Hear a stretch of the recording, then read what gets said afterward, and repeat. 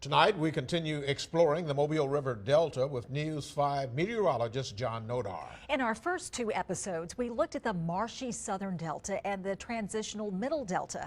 In tonight's final installment, John enters the weird world of the northern delta and the temple mound of an ancient civilization. The northern stretch of the Mobile River Delta is a submerged forest. It has a beautiful, if somewhat spooky, feel. Did you hear a banjo? This is the area you can see from the Dolly Parton Bridge. I mean the W.K. Wilson Bridge. Hickory, ash, oaks, and sweet gum join giant cypress in a remarkable forest on what seems like 1,000,000 islands. On this trip, naturalist Bill Finch and I are guided by Chris Weiber of Five Rivers Delta Safaris. He shows us something new around every river bend, or in this case, something old. What am I looking at here? John, that is one old cypress. That base says this is an old tree. It's been here a long, long time. Bill says this cypress could be over 500 years old. But there are things in the northern delta that are much older. Things made by people. First, we have to land and hike. Are you getting lost, John? Yeah. Well, I just chose my own way, you know? I chose your path less traveled. The islands are more solid here than in the southern and central parts of the delta. Under the canopy of trees, there's a passel of palmettos. You're not going to sneak up on anybody coming through these palmettos. What? As I found throughout the delta, this is not a good place for uninitiated sightseers. It's a jungle out there.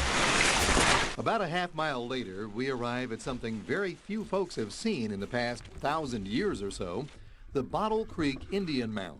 We know that there were thousands of people that were part of this culture, maybe tens of thousands, and a lot of them lived right around here. They're probably scattered in some of the communities surrounding it too, on some of the shell mounds, but this would have been the center.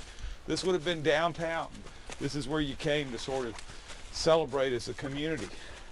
It's hard to show this on TV, but this mound is actually a small mountain, rising steeply to at least 45 feet above the delta. I've seen from people just absolutely awestruck by the mound. Other people say, well, it's just a dirt hill.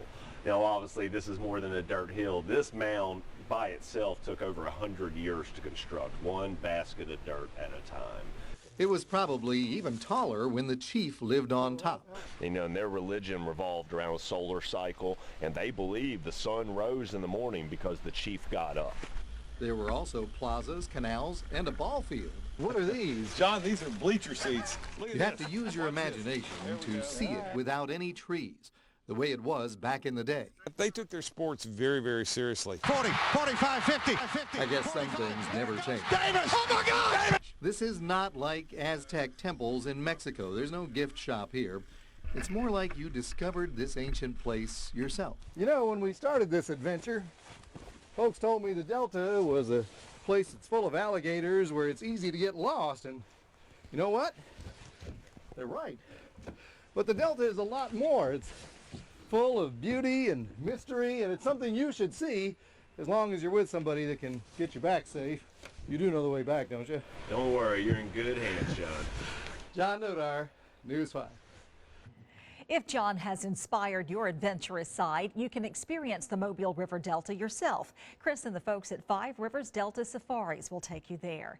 The series exploring the Delta will be on WKRG.com.